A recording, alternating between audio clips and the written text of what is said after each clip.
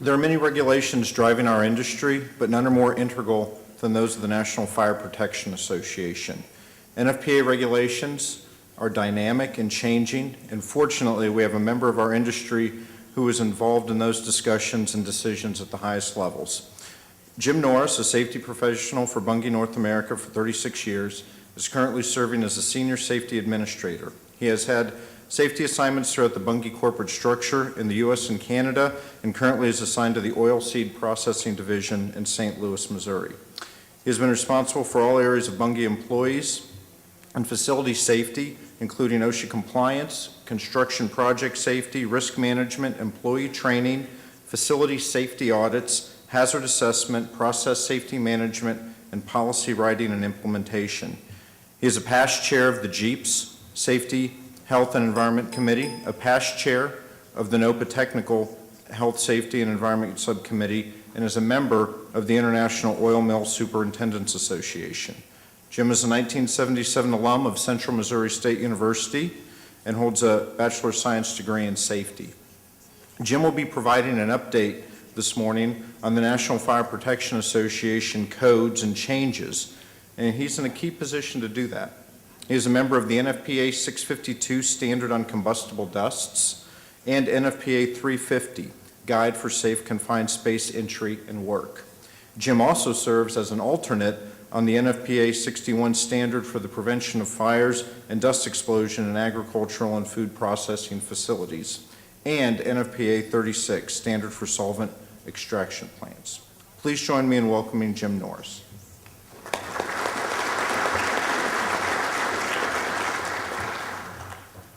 Thank you, Jess. I thought that introduction would make me sound important, but I think it just makes me sound old for most of you out there. Sometimes I think I'm working more for NFPA and from Bunge, and that's a concern too when you get to be my age.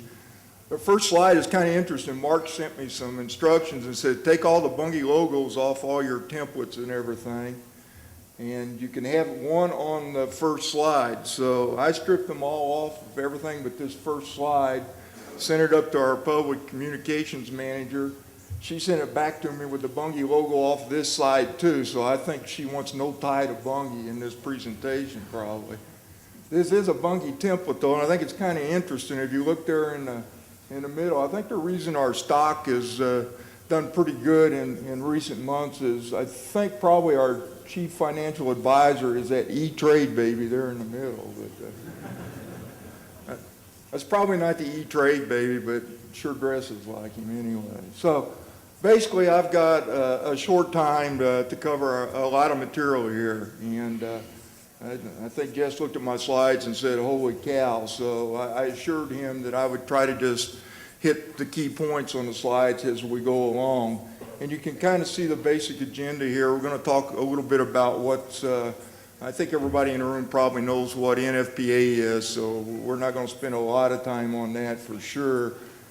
We'll tell you a little bit about what's going on with combustible dust, especially the new 652 committee, and talk about where that standard is in the standard cycle process, or I work too much in Canada process, I guess.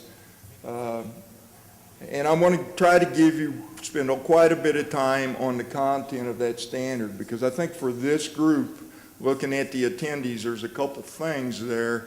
Certainly the design aspect of it can be impacted to some degree, but there's also some operational things in there. And for those of us who work with solvent extraction, which is probably very few in this room, we're familiar with process safety management. This standard doesn't come right out and say you got to do process safety management, but I'll tell you there's probably 6 or 8 process safety management elements that are included in the standard. So I figure the operators will have an interest in that.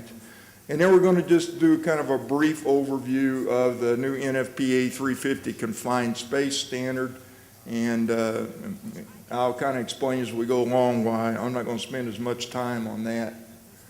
So what is NFPA? I think everybody's familiar with NFPA 61 that covers agricultural dust, NFPA 70 is the National Electric Code, so especially the design engineers and folks of that nature in the room are intimately familiar with that code. And then again, NFPA 36, for those of us who work in the solvent extraction business, is a key document, and we try to follow that in Bungie to the letter.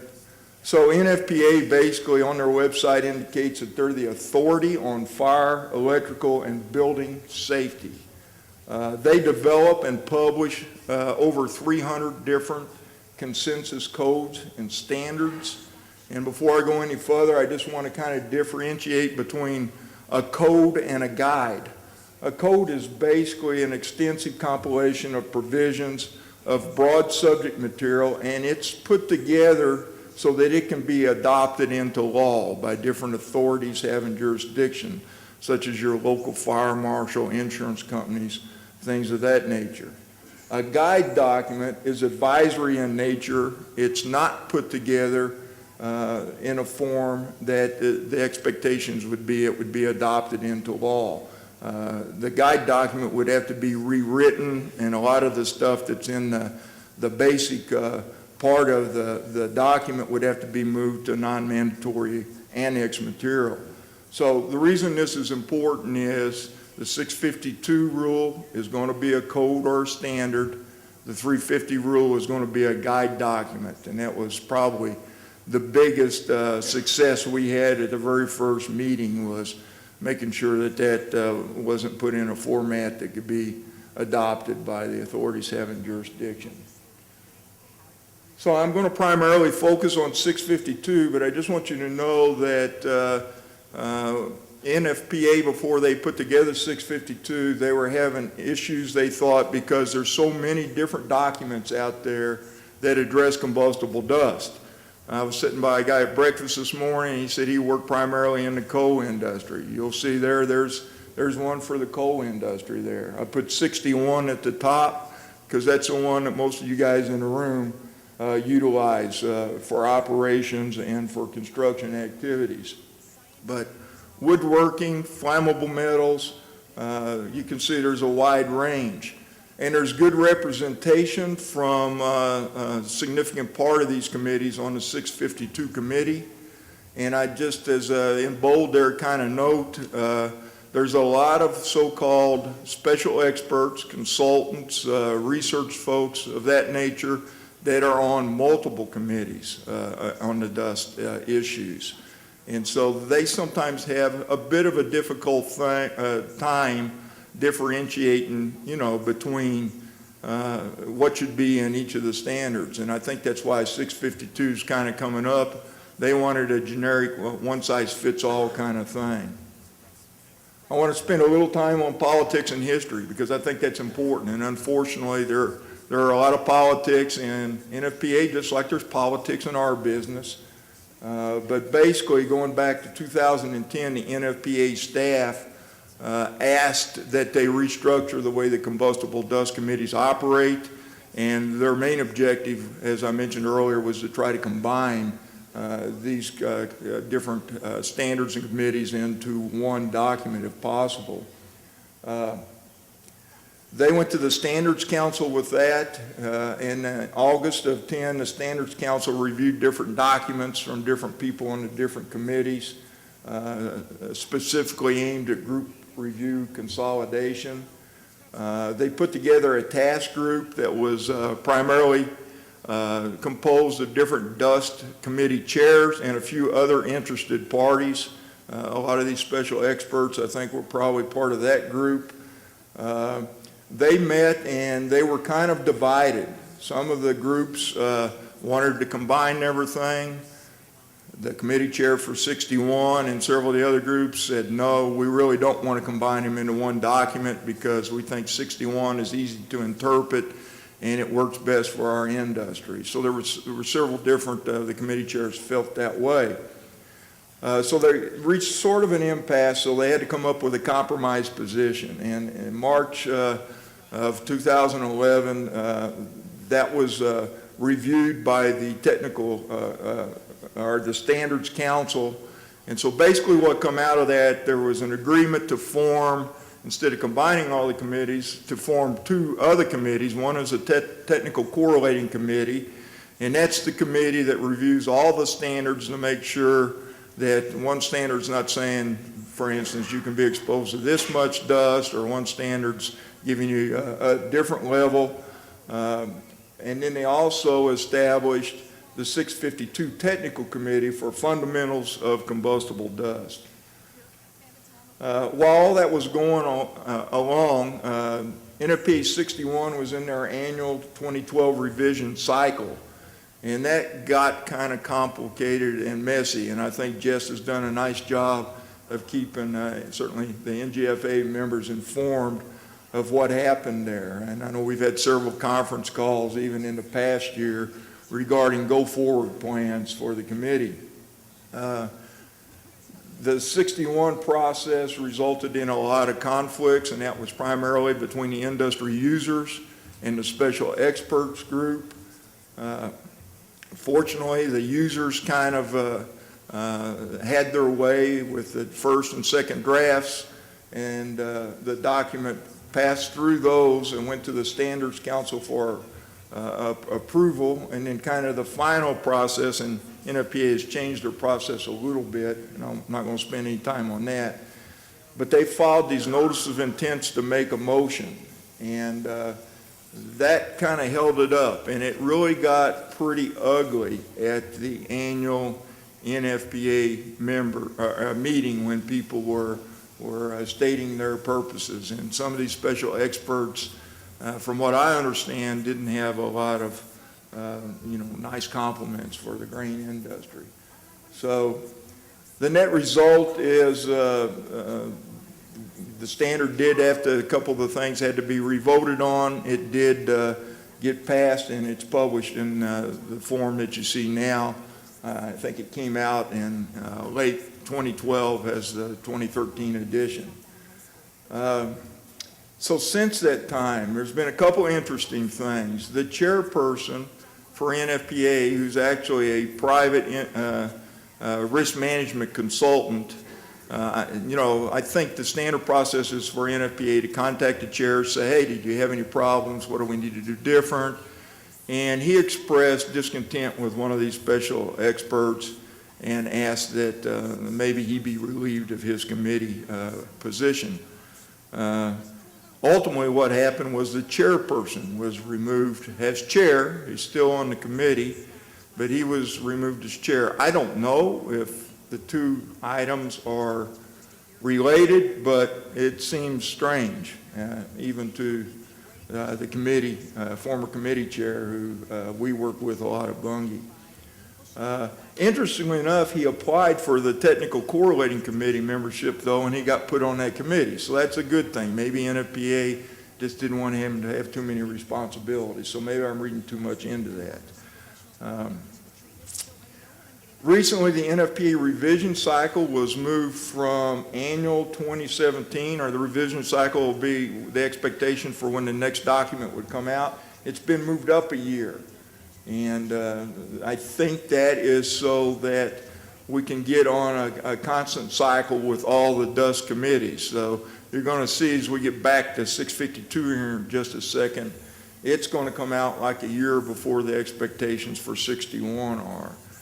And then again, something that Jess pointed out very recently, NFPA 61 is now open for public comment. If you go to the NFPA website, you can see the procedure for submitting comments that have to be taken under consideration by the committee during the next revision cycle. Expectations are that we'll see a lot of the comments from the special experts that we saw during the last revision cycle put on there. So it's also the opportunity for you folks, if you have concerns with the document, to enter your concerns into public records so that the committee has to deal with them.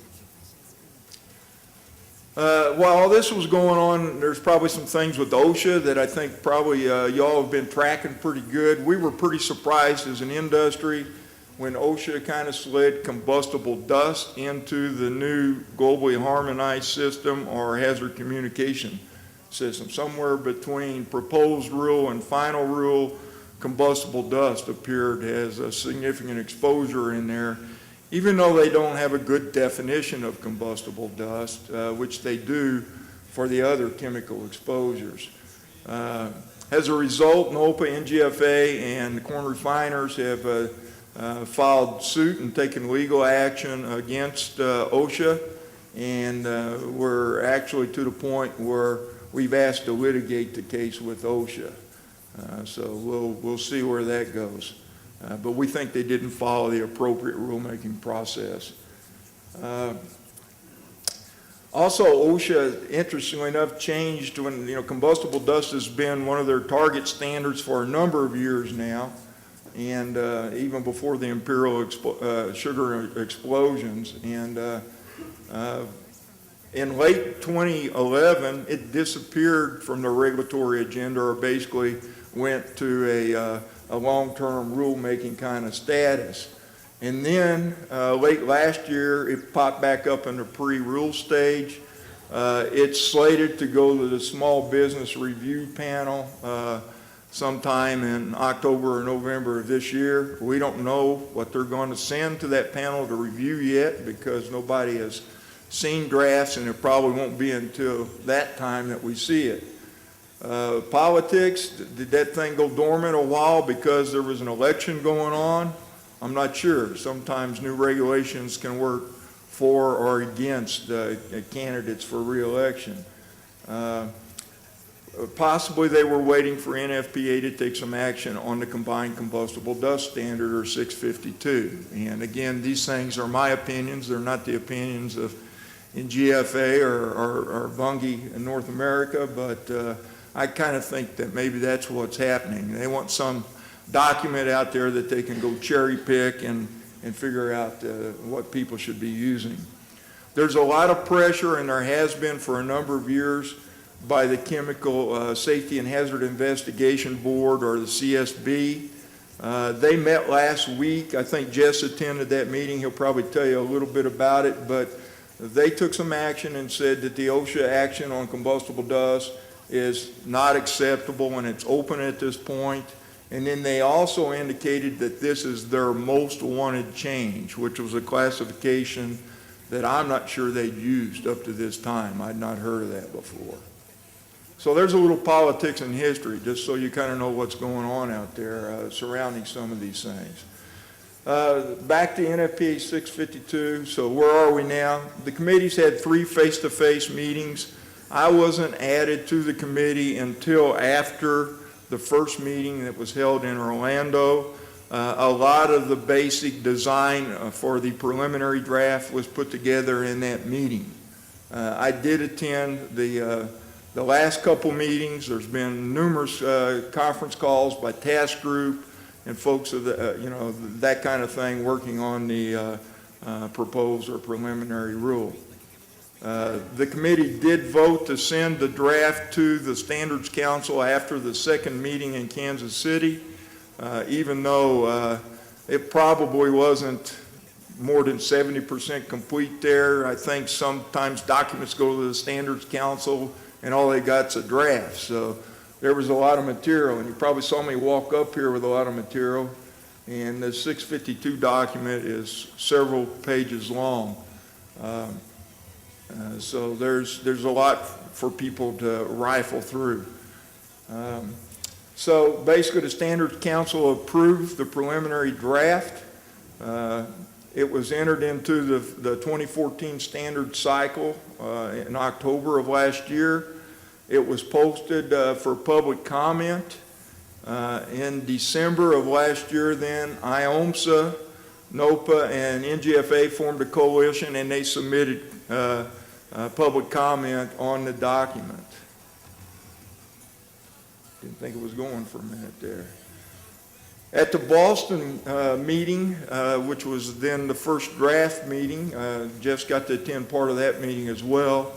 The committee received 470 public comments that was composed of 655 pages of material. So there's a lot of other industries out there, I think, that wanted to be heard regarding the content of the document. I think NFPA was probably initially somewhat overwhelmed when they saw the amount of material that come in. The document was reviewed, but we reviewed that in the different task groups that we were assigned to or volunteered for in the committee. And then at the end, there was kind of a very basic brief review where you had to have a simple majority vote to go forward with the first draft. And you really didn't have time to focus too much on what the other task group was doing. So that was kind of interesting the way that happened, but like I say, the document is so extensive, it's probably the only way we could have dealt with it. It was kind of interesting at this meeting that some of the points that were made by our coalition and some of the points that I was trying to make, I had some interesting support from some of these special experts who hadn't said a lot of real kind things about the industry and the previous 61 standards rulemaking. And it kind of concerned me a little bit because I was wondering if I was taking the right position, to be honest with you. But I think there was a realization on at least some of the points we had that what was in the document maybe didn't make sense for all industries. So that was somewhat encouraging. I'll just say I try to prioritize the items that I make a point of. I don't want to get into a political situation where they have to make a decision whether I should be on or off the committee. I presented this to IOMSA earlier, actually last month, and I told them I just don't want to be a butthole when it comes to this stuff, but if you want me to be, I can be. But I don't think that would be productive. And certainly there are good safety things in here that probably will improve the safety of our operations. And as a safety guy, I have to support those types of things too. So the committee was balloted in May. They voted to submit the first draft to the technical correlating committee. They met last month. They accepted the draft. I think they had like 14 different comments that they asked the technical committee to go back and review. Some of those were comments that they didn't think received appropriate action during the first draft meeting that were submitted, by people like our coalition. So that'll be, even though you'll be able to go out there and see the first draft, it won't have the technical correlating committee comments on it. Committee distribution, I've just to show you this. Jess and I have tried to figure out how they come up with some of this, but they try to keep a balance between insurance, labor, enforcers, manufacturers, researchers, special experts, etc. The bottom of the chart shows the way that the committee is currently composed. And, I went on a website, Jess, a couple days ago, and it looks like they're asking for committee members in all areas again. I thought that was kind of interesting. But they try to keep it balanced, and they say we've got 18% representation from agricultural, and I'm not sure who that 18% is. I know there's me, and there's an attorney from the Sugar Beet Association, but other than that, I'm not sure who the other person or two is. Standard cycle, what's next? I mean, you can go on the NFPA website and see how the cycle basically is laid out, depending on which NFPA standard cycle you put in. The things in red are probably our next opportunities for input. The first draft should be posted in early September. Public comments will be due then in October or November, depending on whether they're submitted hard copy or electronically. And then the second draft will be posted mid-year next year. And if there are still issues or significant public comments at that point, those comments will have to come in the form of a notice of intent to make a motion. And then you can see the dates there when we should expect a standard. I think that you'll probably see the final standard with the certified amending motions published on that August 6, 15 date there. As I mentioned, there's a lot of details here, and this is probably more what some of you come to hear, and My degree is in safety. I don't profess to be an engineer, so when I sit on the committee, some of these technical experts are extremely intelligent guys, and they get a little bit over my head, but I want to show you kind of how this is laid out, because it is going to be such an important document, so that you kind of know what to expect. The first chapter is just the basic stuff, the scope, the purpose, and notice in the purpose that it does talk about directing people to specific commodity documents such as NFPA 61. The application of the standard. Retroactivity had a lot of discussion because the way they had written the preliminary standard, they made stuff retroactive that probably had no business being retroactive. I think we had some success in refining that. I'm not sure it's acceptable yet, but some success. Next things are just standard things that go in any NFPA document, and I've already moved through Chapter 3.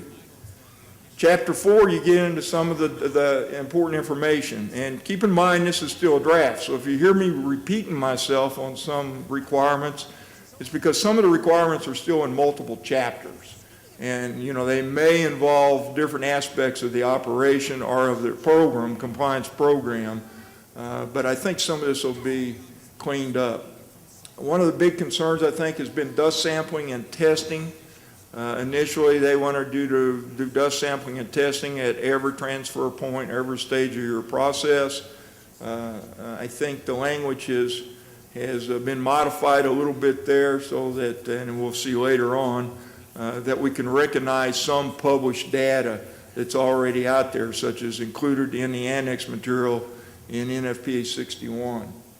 There's a big deal, kind of a life safety code issue with design of facilities and policies and procedures so that you have safe evacuation out of the area before people are involved in a fire, deflagration event, or an explosion. You got to kind of keep that in mind too. This standard will cover all combustible dust, and it's aimed at not just explosions, but fire events and fire spread events too.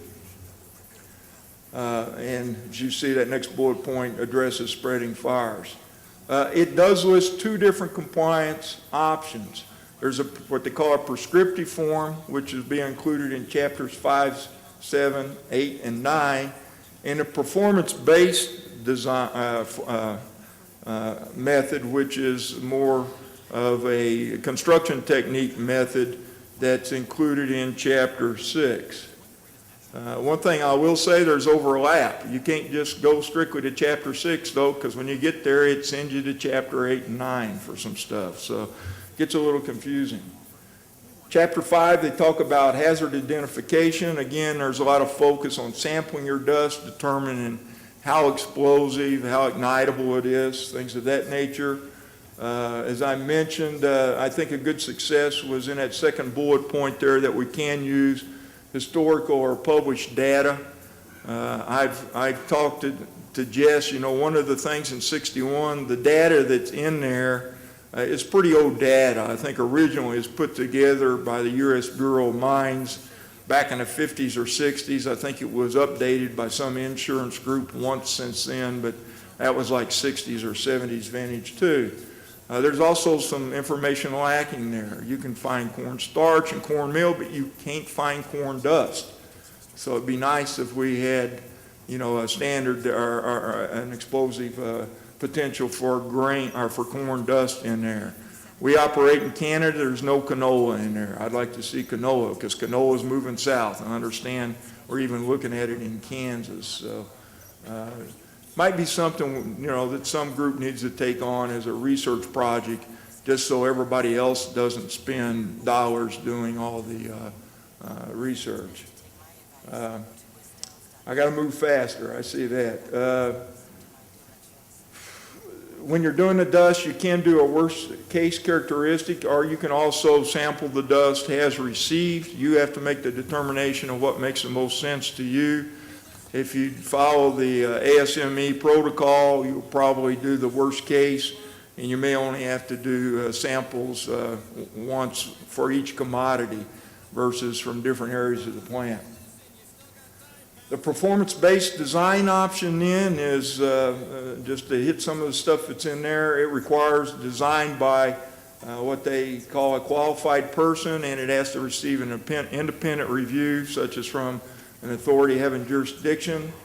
Some of the things to look at is ignition prevention, no more than those who actually work in an area where ignition could occur would be involved in the events, and that's covered later on when we talk a little bit about venting and some of that stuff as well. And then they talk about mission continuity, which is damage limited to something that's acceptable to the owner-operator. So it puts a little bit of responsibility back on the owner-operator. It talks about the effects of explosions, what's allowed and not allowed. Basically, if you vent an explosion, you can't have the explosion enter into another area that could be occupied or result in a secondary explosion. You have to evaluate different fires and explosion scenarios that could occur with your operation. Housekeeping and PPE, as I mentioned earlier in Chapter 8 and 9, are still required if you select the design option. Chapter 7, we get into more of the PSM kind of things I talked about, the process hazard analysis. So the process hazard analysis, you're going to use your information on your dust. These requirements are retroactive. That was something that we had in our comments. It's like when this standard becomes effective, are we going to have OSHA and other AHJs coming in and saying, hey, you're not in compliance with this? I think the language is written now so that as long as you got a plan that's documented for coming into compliance, I think that would be acceptable, because I don't think they would expect anybody to be up and running on day one. They want these hazard analysis to be led by a qualified person. It could be some special experts that maybe are on the committees, and maybe that's the reason some of this kind of stuff gets put in these documents. And you can just kind of see it requires a review every 5 years, and I'm getting a little bit ahead of myself. But a lot of the elements that a typical process safety management document would require. And as I mentioned earlier, I know I'm skipping over some of these bullet points, so if we need to go back, that's fine, but I knew I had too much information probably for the time here anyway. They talk about the mitigation of prevention through building design, of course. Designing a building per life safety code and local codes is nothing new to you design guys out there. Venting comes in this area. They basically kick you back to NFPA 68 for the venting, and Dave's going to talk about the NGFA bin venting study, and that's, I think, going to be really interesting to y'all. Again, there's different ways when you look at design, and down at the bottom, separation, to include physical barriers or walls that won't go away or catch on fire, separation, and some people are able to put their hazardous dust processes maybe in an entirely separate building a safe distance away from control rooms, offices, and things of that nature. Equipment design has to be included. They want the equipment to be designed to contain the dust so it doesn't get emitted into compartments and rooms. There's a lot of information on pneumatic conveying and dust collection. A lot of this stuff was put in the document by a special expert to try to put some of this stuff in the 61 document. Procedures are covered. I think we're in good shape. Everybody's going to have a housekeeping procedure. You may not have a threshold limit included in that procedure other than your priority areas, the 1/8 inch dust issue. You have to inspect and audit your programs. I think we do that. Ignition controls covered. A lot of emphasis on hot work. I think our industry does a good job with permitting and hot work. They also talk about process equipment and how hot it can operate. Bearings, this was one that they wanted to make retroactive, and I was on the Chapter 8 task group, and so I saw this as a success early on. But basically, any bearing where combustible dust could be on the bearing, or you could end up with a combustible atmosphere in that room where that bearing's operating. They want monitors on that. So it may be more than just the inside bucket elevators we're looking at. It'll probably be our conveying equipment as well. Electrical equipment just sends you to back to National Electric Code, NFPA 70. There's a lot of discussion on maximum particulate transport rates. I don't think that's going to have a significant effect because the minimum ignition energy of most of the material is going to be above this 20 millijoule limit. And the same grounding of personnel, you know, man, that's space kind of stuff, but I guess pharmaceuticals and some other industries have those exposures, and they're concerned with static sparks.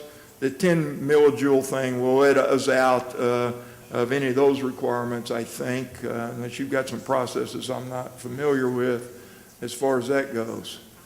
Talks about a 35-foot separation for open flames. I think that's pretty standard. That may be a moving target. It started out at 30.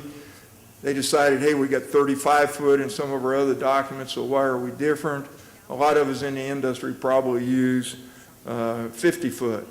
Industrial trucks is addressed. I think this is written to where we can live with it. It basically says if you can't buy a rated approved industrial truck, that you can do a risk assessment. And so for those of you who are using skid loaders, articulated front end loaders, and large diameter tanks or flat storage spaces, you just need to put what your precautions are. Maybe you're using brushless alternators, spark arresting mufflers, turbocharged engines, things of that nature. But again, documentation you're going to see is required, and I'll try to quit talking about that. There's a section on self-heating. Initially, it looked like you were going to have temperature monitors in every silo. That was rewritten so that you as a manager have to manage that situation. So if you know your commodity and you know it's especially export elevator where stuff's not staying in place very long, temperature cables probably don't make a lot of sense because of the high turnover rate of the product. But you got to have a program if you don't have the detection equipment. Tramp metal removal, clearances of equipment, bucket elevator inspections is all included. PPE is included to some degree. There's a lot of discussion on fire-rated clothing. There are fire-rated clothing people who sell that stuff on the committee. There's also a safety leader from organized labor on the committee. So he's looking out to make sure that we involve employees and we provide all this equipment, et cetera, et cetera. And this kind of standard is really not the place for all that, but we're weeding through some of that. The FR clothing, NFPA has another standard on that. I forget exactly which one it is now, but basically we're saying you need to look at that standard to see if you need it or not. There's some discussion on liquid dust suppression. Explosion relief is covered. Use of listed flame arresting devices, such as what you see in a photo, is certainly acceptable. But again, they're primarily referring you back to NFPA 68 and also 69 if you're using explosion suppression systems. There's some information on equipment isolation in here, and it's basically, again, going back to NFPA 69.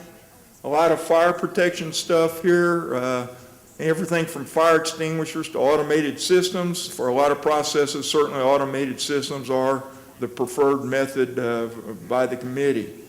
If you've got water hoses that you use for fire protection, they talk about a Class C nozzle. In other words, you don't want a nozzle that goes to straight stream and puts your dust up into suspension. That's actually addressed. Spark and ember detection for isolation of systems is addressed for fire protection. Okay, we finally get through Chapter 8, we get to Chapter 9, and this is management systems, and you can see what I've highlighted here is basically some more process safety stuff, operating procedures, training stuff. A lot of this, guys, we already have in place, but it might make you take a look at your programs to see if you have deficient areas. See if I can speed up here. Documentation is required for everything. Inspection, they tried to put some specific stuff, and they've deferred more to the manufacturer's recommendations or whatever your predictive maintenance program requires. Training has to be done for everybody who comes in and works in your plant on dust hazard awareness. Contractor training is covered, again, something that's covered in the PSM standard. If you recall, in BP, they actually, when that explosion occurred a number of years ago, there were actually a lot of contractor operators in that plant. And the concern is maybe those folks are not being properly trained. So if you use contract labor to operate your plant, the expectation is they will be trained and tested to the same degree that your folks are. Emergency and response and evacuation is covered in a couple different areas. We all should have those emergency action plans. Incident investigation is, again, another process safety management thing that's required. And then one you might not be familiar with is management of change. And you can see some of the things that happen there. What's the technical basis for making a change in the process? Have you changed your standard operating procedures? Have you changed your operator training? Are they given proper training before you start up? Things of this nature. Talks about document retention, and again, documentation is throughout the standard there. And then they talk about the management review and employee participation in this aspect of your program. That's the standard. There's 81 additional pages of annex material. Some of the annex material is good. Some of it is hard to understand unless you're a professional engineer. But the annex material, the intent there is to help you comply with the other requirements in the basic document itself. So as I mentioned, we had several successes because of comments that were offered by our coalition and other people in the industry. The title had been changed to just combustible dust standard. We got that changed back to fundamentals. There's some discussion, I think, from the technical correlating committee on that, so we'll see what happens going forward. The conflict thing I've mentioned, the bucket elevator thing I've mentioned, arc flash was removed, and a lot of general safety things were removed. All right, I'm just going to spend 3 or 4 slides here on NFPA 350. You can see the history there. The first meeting was last September in Philadelphia. I went to that meeting, and I think, as I mentioned earlier, we had a great success there because this is a guide document, or a document that the expectation is it will not be put into law by some authority having jurisdictions. We've had a couple subsequent meetings this year already. Guy Colonna, who's the chief staffer for NFPA on combustible dust, is also very passionate about this from his previous history in Merchant Marines or Coast Guard, whatever he was in. So he's very passionate. Here's the standard cycle. You can kind of see what's happened. Actually, it has been sent to the Standards Council, and they're meeting this week to determine whether the preliminary draft should go forward as a document to be commented on. In red there, that's where we can take action if you want to put comments on it. If you have concerns, the biggest concern I have, ladies and gentlemen, is that it addresses all confined spaces the same. So we're familiar with confined spaces and permit required confined spaces. The way it's written right now, you'd have to write a permit to go into any confined space. You'd have to plan for rescue, so on and so forth. I was one of the 2 negative votes against it because of that. And I've had email correspondence with the staffer, and I think we can make some modifications. Here's what's covered.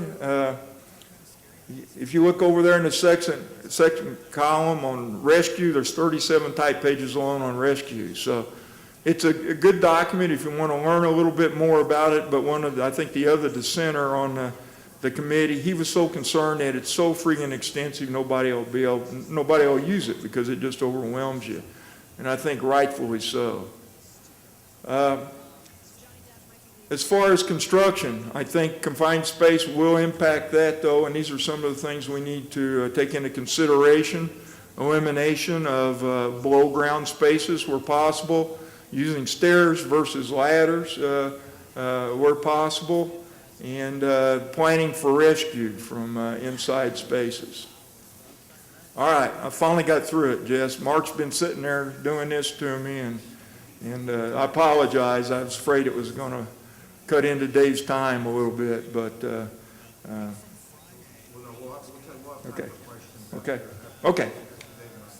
okay. All right. Thanks a lot.